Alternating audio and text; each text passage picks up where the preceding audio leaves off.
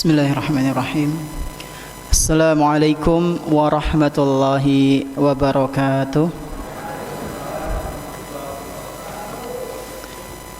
Alhamdulillahirabbil alamin wa bihi nasta'inu ala umurid dunya waddin.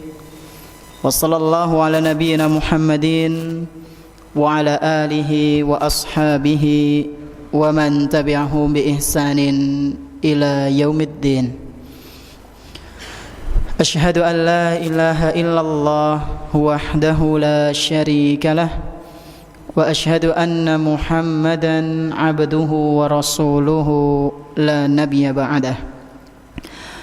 Alhamdulillah, segala puji bagi Allah Subhanahu wa taala, di mana Dia telah memberikan kepada kita semuanya nikmat yang begitu banyak.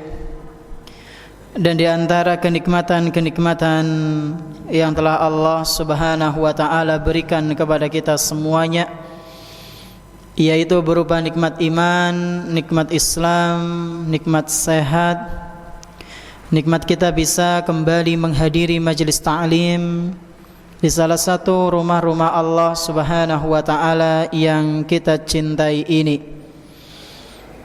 Kita berharap kepada Allah Subhanahu wa taala, semoga apa yang kita pelajari pada malam yang berbahagia kali ini bisa kita amalkan dalam kehidupan sehari-hari, sehingga menjadi bekal amal soleh kita kelak, pemberat timbangan amal soleh di hari kiamat nanti. Allahumma amin.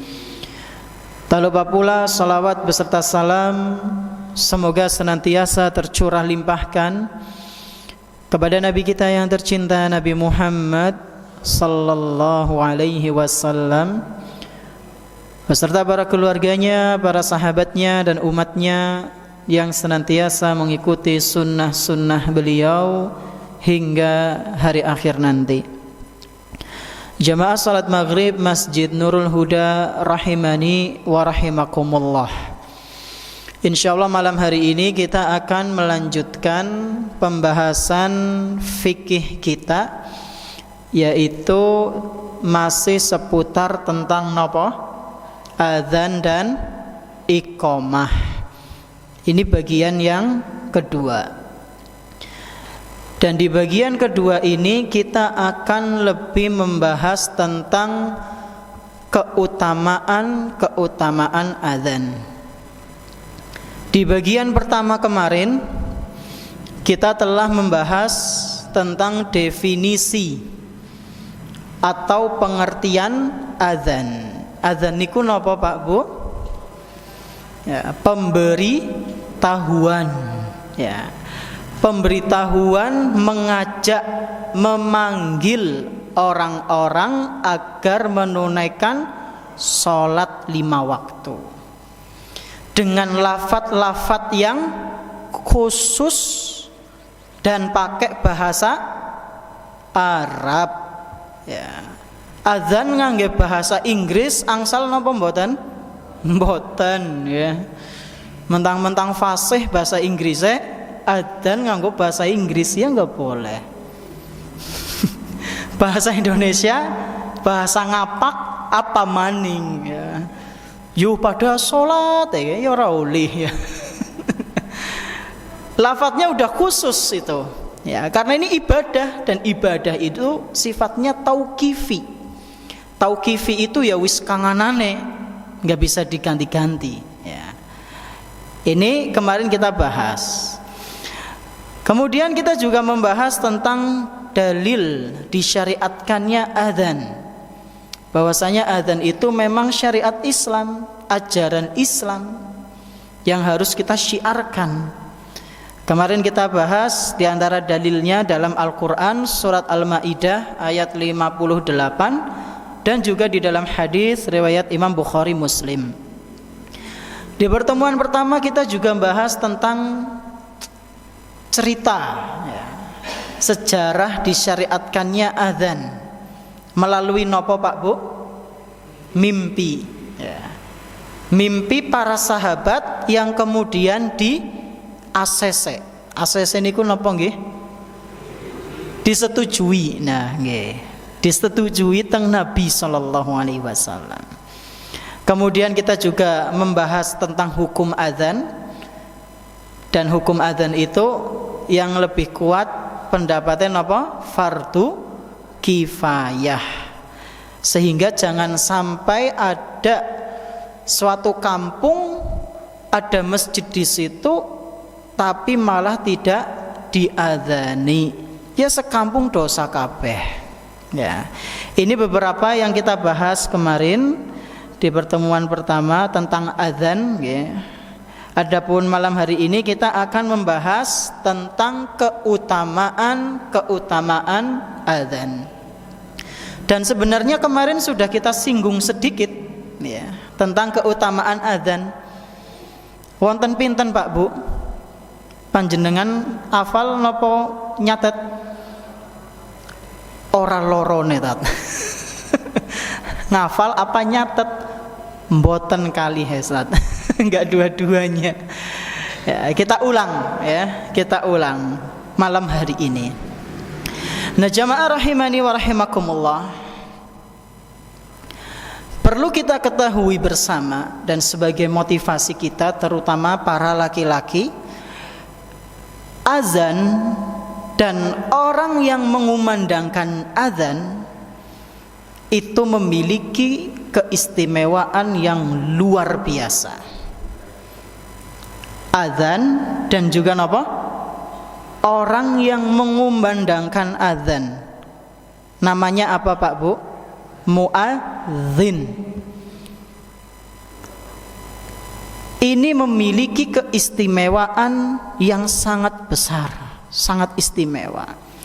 Saking istimewanya Pak Bu, orang yang menunaikan azan ini digambarkan oleh Nabi Sallallahu Alaihi Wasallam, atau sampai Nabi Sallallahu Alaihi Wasallam bersabda seperti ini: "Lau ya'lamun nasu ma fin nida'i was-saffil awal, summa lam yajidu illa an yastahimu alaihi lastahamu." Kata Nabi Sallallahu Alaihi Wasallam, jika seandainya orang-orang itu pada tahu mengenai keutamaan di dalam azan dan di shaf pertama, ya, kata Nabi Sallallahu Alaihi Wasallam apa? Kalau seandainya orang-orang itu pada tahu tentang keutamaan apa? Azan dan shaf pertama, niscaya mereka akan pada berebutan Pak Bu. Loh Ustaz, tapi deneng isi sepi kadang, ya. Wong pada orang ngerti, ya. Makanya Nabi mengatakan lau ya'lamun nas, kalau seandainya mereka pada tahu Pak Bu keutamaan azan dan juga shaf pertama, tapi masalahnya mereka pada enggak tahu. Nah, ini kesempatan panjenengan yang pada tahu keutamaannya.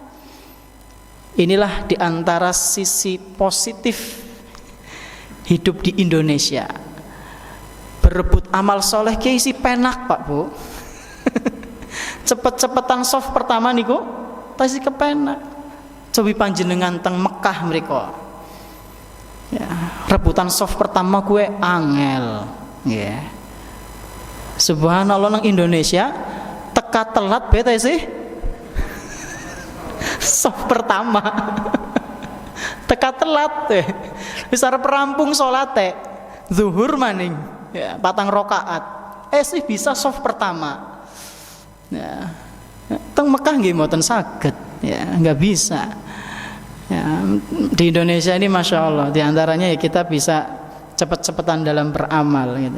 Karena ya pada enggak tahu. Makanya Nabi mengatakan lau ya'lamun nasu ma fin nida'i was-safil awal. Kalau seandainya manusia itu pada tahu mengenai keistimewaan dan juga mengenai keistimewaan azan dan juga shaf pertama, summa lam yajidu illa an yastahimu alaih lastahamu. dan mereka kalau mendapatkannya harus dengan berundi, niscaya mereka rela untuk berundi.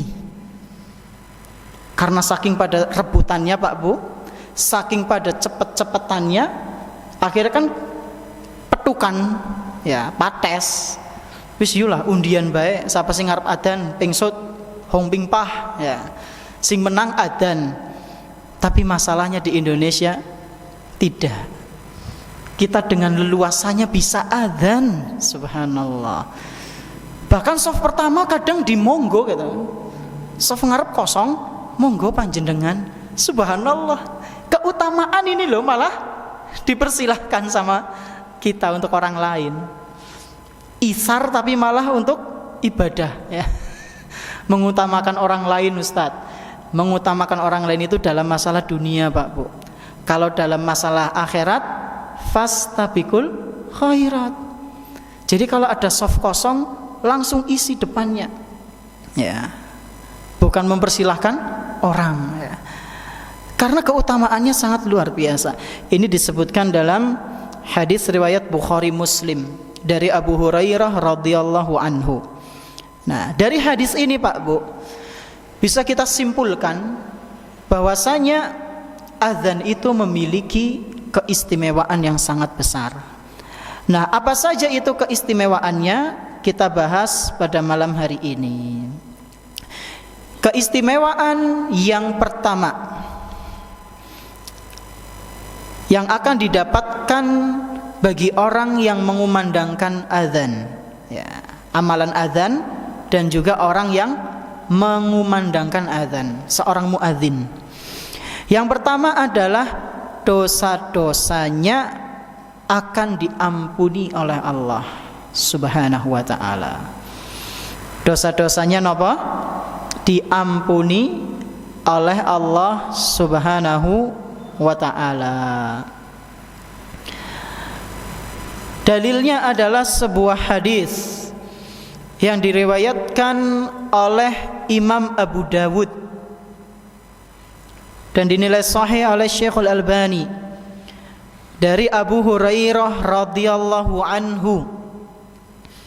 Rasulullah sallallahu alaihi wasallam bersabda, "Al-muadzinu yughfaru lahu mada sautihi wa yashhadu lahu kullu radbin wa yabisin." Kata Nabi sallallahu alaihi wasallam, seorang muadzin itu akan diampuni dosa-dosanya sepanjang jangkauan suaranya. Berarti semakin keras, semakin luas ampunannya Pak Bu. Semakin banyak yang mendengar, semakin besar dia mendapatkan ampunan yang sangat luas. Jadi di antara sunnah mengumandangkan azan itu suaranya yang lantang ya. Tapi kadang ya seru ke ya ora asal seru nggih ya. Seru tapi ya sing mandan member kados niku. Atau seru kadang ditempelkan di mic iki kan ora kepenak banget, Mbok. Keras tapi suaranya nempel di mic itu nuwun sewu kurang nyaman. Ya paling enggak segini lah ya. Itu lebih enak. Ya, dengan suara yang keras.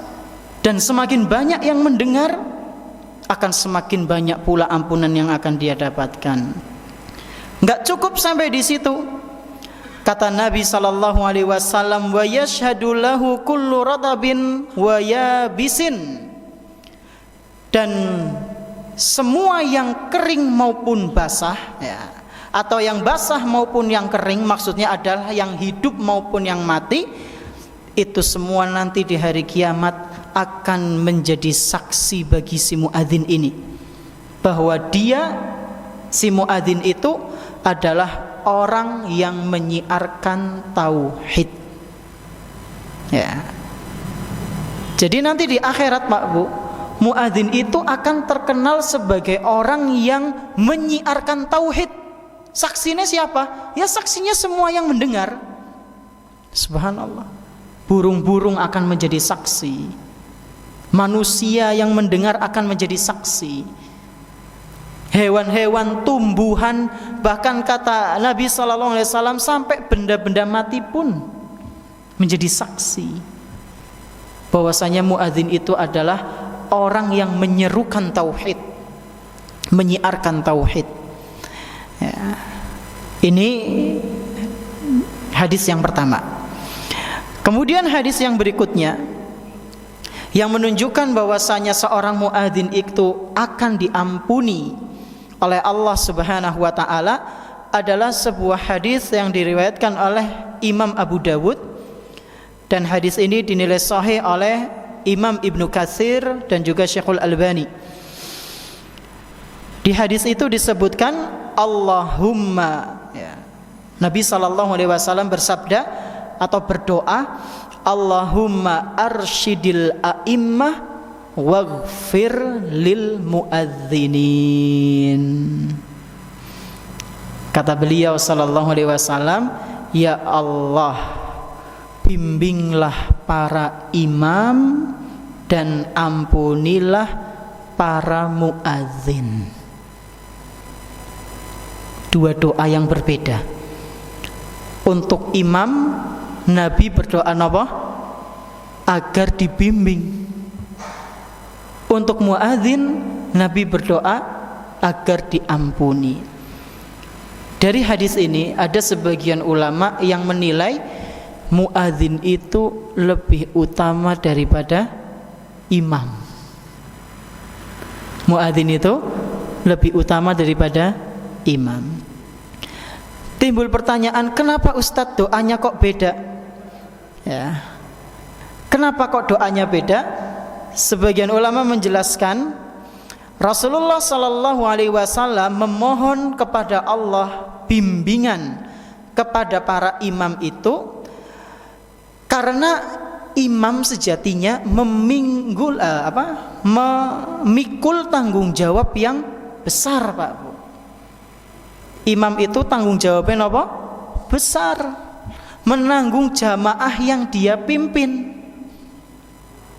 Kalau imam salah, ya, maka jamaah tidak terkena, tidak dosa. Ya. Karena semua itu ditanggung oleh imam. Ya. Makanya Nabi SAW berdoa, bimbinglah para imam ya Allah dalam memimpin orang lain. Kemudian adapun doa ampunan bagi muadzin, maksudnya adalah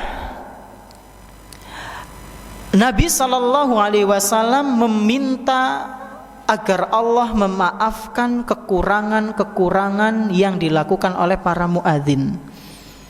Kekurangan apa? Kekurangan diantaranya adalah terkadang muadzin itu lalai dalam azannya, ya, dalam menjalankan amanahnya, ya. Mungkin pernah sesekali telat banget, ya, atau sesekali kecepatan. Kalau kelalen malah. Ya, wallahu a'lam bishawab. Ini sebagian ulama menjelaskan seperti itu. Ya, karena muadzin itu amanahnya, ya, itu lumayan berat ketika memanggil orang-orang untuk salat. Nah, jamaah sekalian rahimani wa rahimakumullah, ini dua dalil, dua hadis yang menjelaskan kepada kita bahwasanya di antara keistimewaan yang akan didapatkan oleh seorang muadzin adalah ampunan dari sinten? Allah Subhanahu wa taala. Kemudian yang kedua,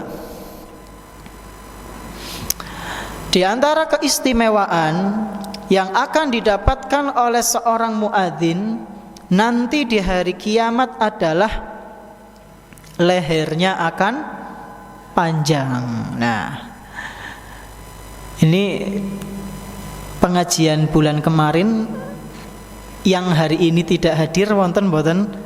Kemarin hadir tapi sekarang tidak hadir. Wonten nggih? Nah, nggih bahaya mbok salah paham soalnya. Maka panjenengan sampaikan nggih kepada yang enggak hadir ya. Karena di pertemuan kemarin kami singgung secara ringkas ya. Di antara keutamaannya itu lehernya akan ya panjang. Dan ini ada hadisnya Pak Bu.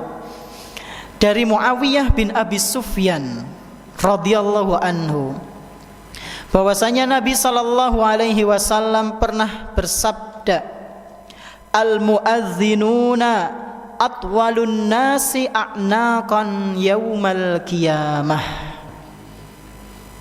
Kata Nabi sallallahu alaihi wasallam, seorang muadzin itu akan menjadi manusia yang paling panjang lehernya di hari kiamat. Hadis ini diriwayatkan oleh Imam Muslim dan Ibnu Majah. Hadis sahih Pak Bu. Nah, timbul pertanyaan, maksudnya panjang ini apa Ustadz? Sekurang-kurangnya ada 3 makna. Ada 3 makna dari hadis yang menyebutkan bahwasanya muadzin nanti di hari kiamat lehernya akan panjang. Yang pertama, kata para ulama, annahum aktsarun nasi tasyawwufan ila rahmatillahi ta'ala. Mereka para muadzin akan menjadi orang yang paling antusias untuk mencari rahmat, mencari pahala dari Allah Subhanahu wa ta'ala. Para muadzin adalah manusia yang paling nopo? Antusias, paling semangat nanti di hari kiamat untuk mencari pahala dari Allah, mencari rahmat kasih sayang dari Allah Subhanahu wa ta'ala. Kalau boleh dilogikakan, kadang orang itu yang paling antusias kan sing paling napa nggih? Paling seneng ngelongak-ngelongok kados niku nggih. Nah, ge ana sedekah ya untuk warga RT ini di rumahnya Pak ini, langsung berkudu. Ternyata belum dibuka. Nah, biasanya sing paling antusias longak-longok pundi? Jendelanya diintipi ya. Terus napa? Ndisi. Nah, kan paling dhuwur gue. Lehernya paling panjang ya. Itu analoginya saja. Ya. Nah, mereka muadzin orang-orang yang paling antusias. Dan antusiasnya itu dalam masalah pahala, bukan masalah dunia ya. Di akhirat ya cuma pahala dan dosa, dan mereka akan sangat berusaha untuk mencari rahmat Allah Subhanahu wa ta'ala. Ini yang pertama. Kemudian yang kedua, ada juga ulama kita yang menjelaskan annahum idza aljaman nasal araku yaumal qiyamati talat a'naquhum. Mereka adalah orang-orang yang akan diselamatkan oleh Allah Subhanahu wa ta'ala dari banjir keringat di hari kiamat. Jadi nanti di hari kiamat itu ada peristiwa apa? Banjir keringat Pak. Di antara mereka yang tidak akan tenggelam oleh keringat mereka ya, oleh keringat nanti di hari kiamat adalah para muadzin. Mereka akan diselamatkan oleh Allah Subhanahu wa ta'ala. Ini yang kedua. Kemudian yang ketiga, ada juga para ulama kita yang menjelaskan annahum ru'asa'un nas, bahwasanya para muadzin ini nanti akan menjadi manusia-manusia yang terhormat di antara manusia-manusia yang lain ya. Dan penjelasan ketiga ini diambil dari uslub ya. Uslub itu apa ya? Bahasa yang biasa dipakai oleh orang-orang Arab. Jadi orang Arab itu Pak Bu, kalau menjuluki orang yang terhormat itu dengan bahasa tulul a'naq, ya, si leher panjang. Itu maksudnya orang terhormat gitu ya. Nah, muadzin ini akan menjadi manusia-manusia terhormat nanti ya, di hari kiamat dibanding manusia-manusia yang lainnya. Ini penjelasan ini kami ambil dari Ad-Durar As-Saniyah. Nah, jamaah sekalian rahimani wa rahimakumullah, inilah keutamaan yang keberapa? Kedua. Muadzin akan mendapatkan keistimewaan di hari kiamat, lehernya panjang. Maksudnya apa tadi yang pertama? Mereka menjadi manusia yang paling antusias, semangat untuk mendapatkan pahala. Kemudian yang kedua, mereka akan selamat dari banjir keringat. Ini maksud yang kedua. Dan maksud yang ketiga apa? Mereka akan menjadi manusia-manusia yang terhormat di antara manusia yang lain. Ini yang kedua. Kemudian yang ketiga, seorang muadzin akan mendapatkan syafaat dari Nabi sallallahu alaihi wasallam. Dalilnya adalah sebuah hadis yang menyebutkan tentang doa menjawab setelah adzan. Ya. Doa ini dijawab oleh orang yang mendengar. Dan orang yang mendengar di antara keutamaannya akan mendapatkan syafaat. Ya. Kalau yang mendengar saja dan menjawab adzan mendapatkan apa? Syafaat, apalagi yang adzan. Ya, apalagi yang adzan. Nah, sebagian ulama ada yang berdalil dengan seperti itu. Ya.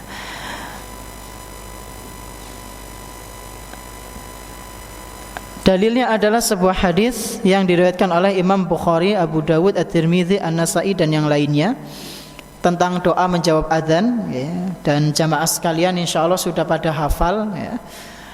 Yaitu kata Nabi sallallahu alaihi wasallam, man qala hina yasma'un nida, barang siapa yang mendengar adzan dikumandangkan lalu dia berdoa, Allahumma rabba hadhihi da'wati tammah wassalatil qaimah ati Muhammadanil wasilata wal fadilah wab'athhu maqaman mahmudanil ladzi wa'adtah.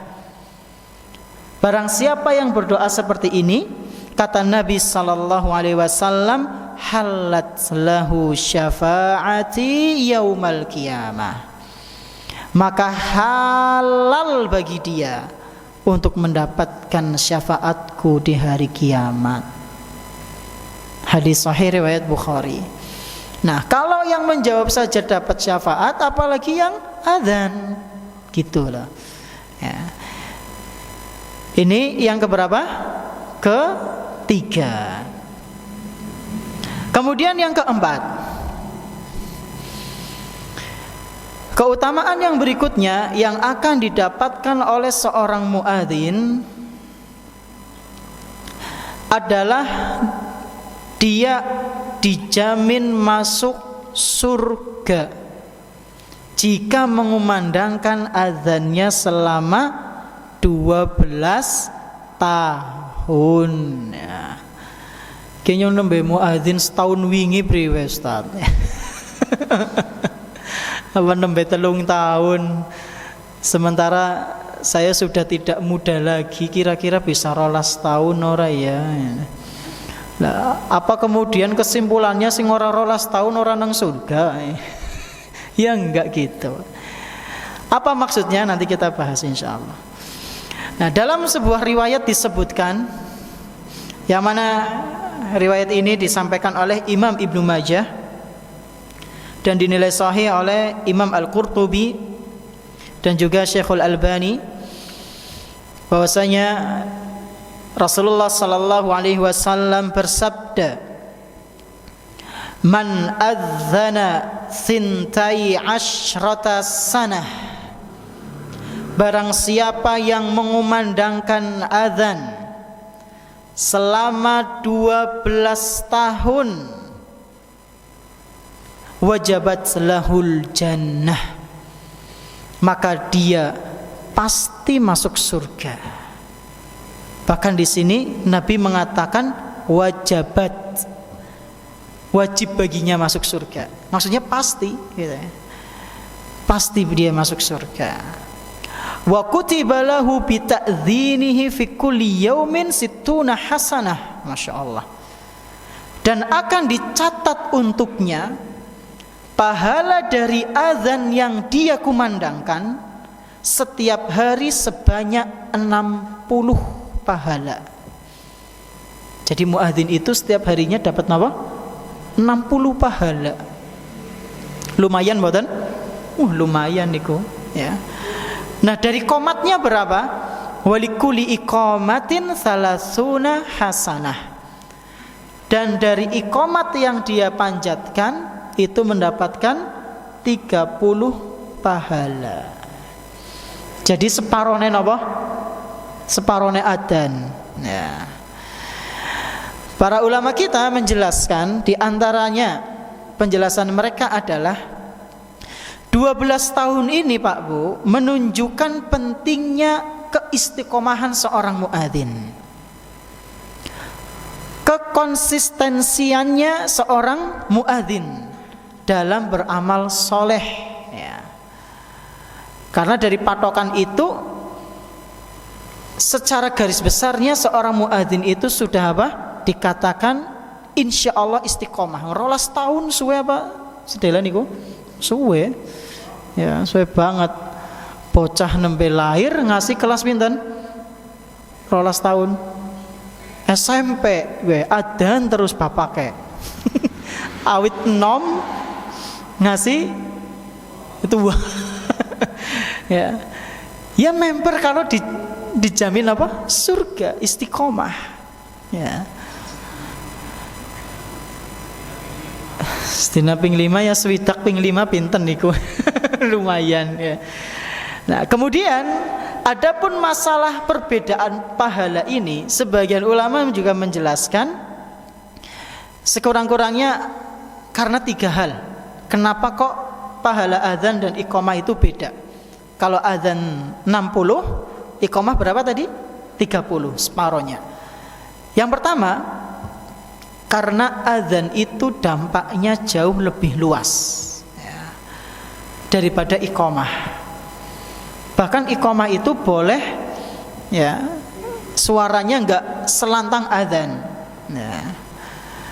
Jadi azan itu dampaknya apa? Lebih luas daripada iqamah, maka ganjarannya ya lebih gede. Kemudian yang kedua, karena pada saat itu tingkatan orang yang adzan, kesulitan, ya, tingkatan sulitnya orang yang adzan, tingkat kesulitan orang yang adzan dengan orang yang iqamah berbeda Pak Bu. Di saat itu sebelum ada mic, belum ada penguras suara, orang yang adzan itu harus naik dulu ke bangunan paling tinggi di tempatnya, di wilayahnya. Lalu dia mengumandangkan azan. Adapun iqamah enggak perlu. Iqamah tidak perlu naik. Ya, makanya di zaman itu sangat rawan sekali Pak Bu. Muadzin itu sangat rawan ketika mengumandangkan azan. Yang pertama rawan jatuh. Ya, karena harus naik di tempat yang tinggi. Dan yang kedua rawan terkena fitnah. Karena ketika mengumandangkan hayya 'alas shalah dan hayya 'alal falah itu nengok kanan, nengok kiri. Bahkan sampai diceritakan, ya, ada seorang muadzin, ya, seorang muadzin dia itu terfitnah oleh seorang wanita non muslim, ya. Diceritakan muadzin ini suatu hari naik ke sebuah menara untuk menunaikan atau mengumandangkan azan. Dan dia melihat seorang wanita ahlul kitab, ya, tidak memakai hijab dan sangat cantik sekali. Saat pertama dia hanya penasaran. Azan berikutnya dia mulai memperhatikan, hingga pada akhirnya dia terfitnah. Dia terfitnah, Pak. Akhirnya dia menemui si wanita itu dan ingin menikahinya. Maka wanita itu malah memberikan syarat, ya. Wanita itu memberikan syarat, kalau kamu ingin menikahiku, maka masuklah ke agamaku dulu, ya. Jadi harus apa? Murtad disit, gitu. Subhanallah. Maka benar muadzin itu dia mengikuti keinginan si wanita tersebut. Dia murtad, dan pada saat itu dia udah mau nikah, dan dia naik ke menara bukan untuk azan, tapi untuk mengumandangkan bahwasanya dirinya itu telah keluar dari Islam. Tapi ternyata pada saat itu dia jatuh dan langsung mati. Rugi dunia dan akhirat. Wadone ora oleh, surgane ora oleh. Lu murtad, surga kang ndi? Nauzubillahi min dzalik. Ini sekedar cerita saja nggih. Ya. Itu zaman dulu resikonya ngeri. Nah, alhamdulillah sekarang udah ketutup nggih. Panjenengan ngarep nglinguk ya tentang mriku tembok ya. Nah ngene ya tembok maning ya. Terfitnah apa? Insyaallah lebih aman. Nah, tingkat kesulitannya itu lebih besar daripada muadzin. Daripada mukim, orang yang iqamah itu namanya mukim ya. Kemudian yang ketiga, kenapa kok pahalanya lebih besar azan itu daripada iqamah? Karena jumlah kalimat azan lebih banyak daripada iqamah. Ini keutamaan yang keempat.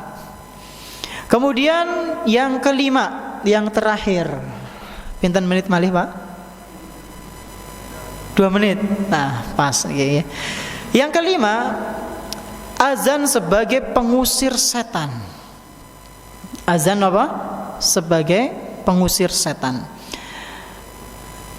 Disebutkan dalam hadis dari Abu Hurairah radhiyallahu anhu, Rasulullah sallallahu alaihi wasallam bersabda, "Idza nudiya lis-salati adbara syaitan."